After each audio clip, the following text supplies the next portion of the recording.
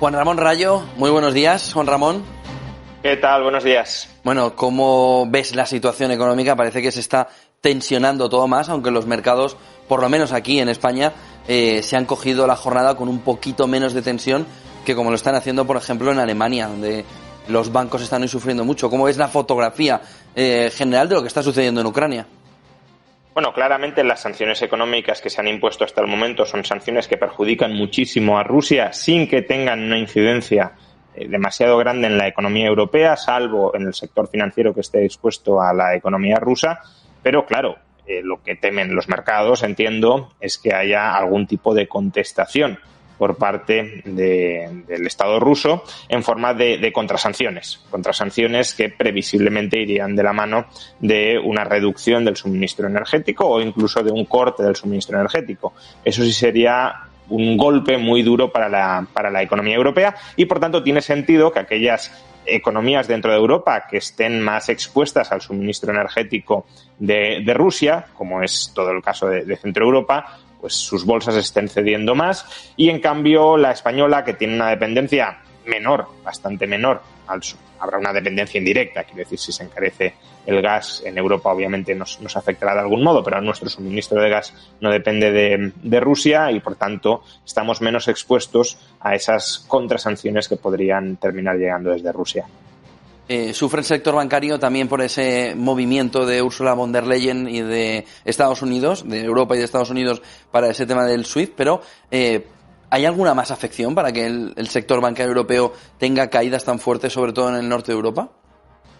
Bueno, a ver, toda la exposición en forma de activos que tenga la banca europea a la economía rusa, pues si los activos rusos se están hundiendo de valor, todo eso les va a generar pérdidas. Y, de hecho, veremos a algunos bancos si son capaces de sobrevivir incluso dependiendo de la exposición que tengan al mercado ruso. Si la bolsa cayó la semana pasada, la bolsa rusa un 50%, hoy no la abren porque no sabemos qué caída se generaría, pero desde luego no sería pequeña. Si el rublo también se está hundiendo, a pesar de la fuerte subida de tipos de interés del Banco Central de Rusia y de la liquidación de activos que a buen seguro se está produciendo, pues claro, toda exposición que tengas al rublo, toda exposición que tengas a compañías rusas, ya sea con participaciones o con préstamos, todo eso lo tendrás que dar de baja significativamente en balance. Y si tu exposición, como mencionaba, es muy alta y no tienes fondos propios suficientes como para cubrir esa depreciación de tu activo, pues o captas capital o estás fuera. De ahí que no sé si veremos algún tipo de normativa europea durante los próximos días para eximir esas depreciaciones del activo de la banca europea, en algunos casos extremos, o veremos rescates, pero desde luego para el sector financiero europeo expuesto, insisto, a Rusia, bueno, en general para el conjunto del sistema financiero, porque ya sabemos que las interrelaciones son muy grandes y, por tanto, aunque uno no esté directamente expuesto, si está expuesto a un banco que está expuesto a Rusia, pues de rebote lo está. Pero bueno, sobre todo para aquellos bancos que estén más expuestos a la economía rusa, desde luego es un mazazo. Unido a eso, Juan Ramón, ¿cómo puede afectar también al crecimiento? Veíamos el dato de la inflación aquí en España disparado por encima del 7% y la inflación subyacente ya en el 3%. ¿Puede afectar, puede ponernos en una situación de estanflación a la economía europea? Bueno, eso ha mencionado hoy Mario Centeno dentro del Banco Central Europeo, que ya no es descartable, tampoco es que le dé una probabilidad altísima, pero que ya no es descartable el escenario de estanflación.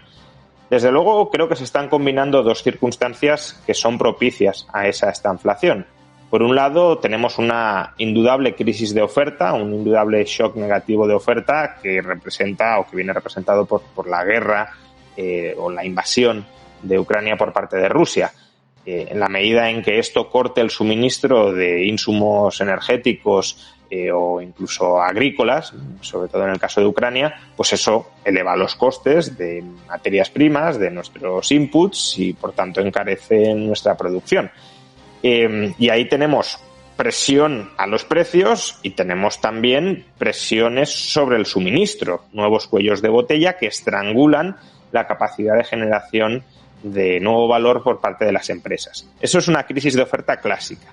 Pero es que además esa crisis de oferta clásica se produce en medio de la mayor expansión monetaria y la mayor expansión fiscal a cuenta de la pandemia del coronavirus que se ha producido de manera concertada en la historia de la humanidad. Esa expansión monetaria y fiscal que mantuvo a flote la economía en 2020, que generó una muy alta inflación en 2021 y en lo que llevamos de 2022, no se ha retirado. Es verdad que con matices, ¿no? Porque la política fiscal no es tan intensa este año como en 2020 o como en 2021, pero desde luego la política monetaria no se ha normalizado en absoluto. Y la expectativa era que se fuera normalizando durante los próximos meses, a un ritmo mayor en Estados Unidos, a un ritmo menor en la eurozona, pero en todo caso que se fueran dando pasos en esa dirección. Y la guerra puede retrasar los planes de normalización, con lo cual mantenemos la laxitud monetaria y fiscal en un contexto de crisis de oferta. Y ese es un escenario tremendamente proclive a tensiones inflacionarias, incluso superiores a las que hemos visto. Pues muchísimas gracias, Juan Ramón Rayo, por acompañarnos, por hacernos un hueco. Buen día y buen negocio, Juan Ramón. Muchas gracias. Hasta otra.